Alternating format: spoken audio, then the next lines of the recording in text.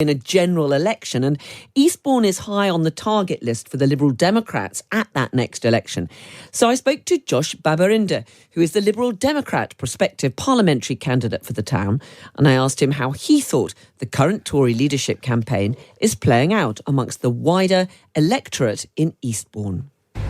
Well, the Conservative vote feels softer than a melting Mr. Whippy ice cream on a sunny day on Eastbourne Beach.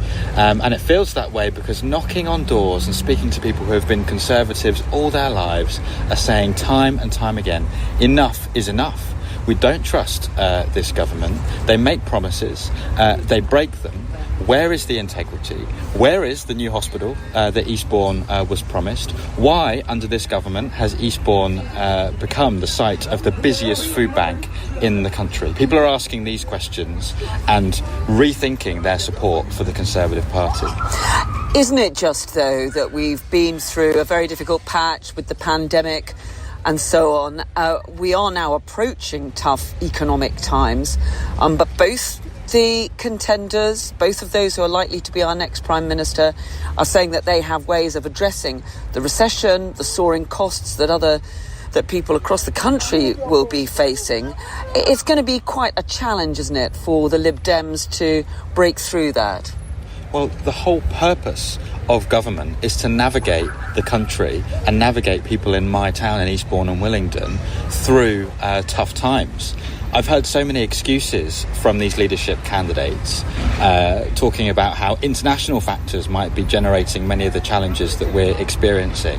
But it's not good enough for me nor the people of Eastbourne and Willingdon to get a "it's not my fault, Gov" answer. It is the job of government to come up with serious solutions to the challenges that we're facing, and we're not seeing them. They're not going far enough. On the cost of living emergency. In Eastbourne, we were the first town in the UK to declare such an emergency. I'm calling for VAT to be cut immediately to help struggling families. I'm calling... Something that both of the candidates have said they're going to do. Rishi Sunak said he's going to do it. I'm calling for the pensions triple lock that the Conservatives broke to be restored immediately. We're not seeing quick enough action from the government because they're clearly not alive to the serious issues that people across my town and many others face.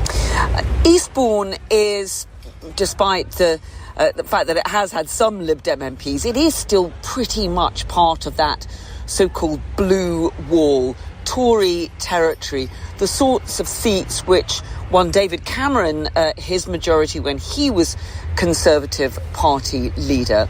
How are the Liberal Democrats going to try to regain some of that territory in that so-called blue wall? The way that Liberal Democrats succeed is the way that we have always campaigned for our communities from the ground upwards.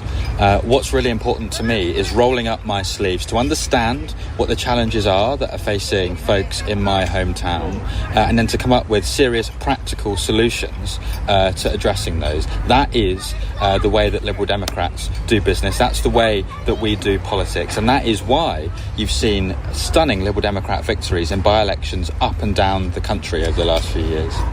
Well, that was Josh Babarinde, the Liberal Democrat prospective parliamentary candidate for Eastbourne. Interesting, isn't it, this so-called blue wall?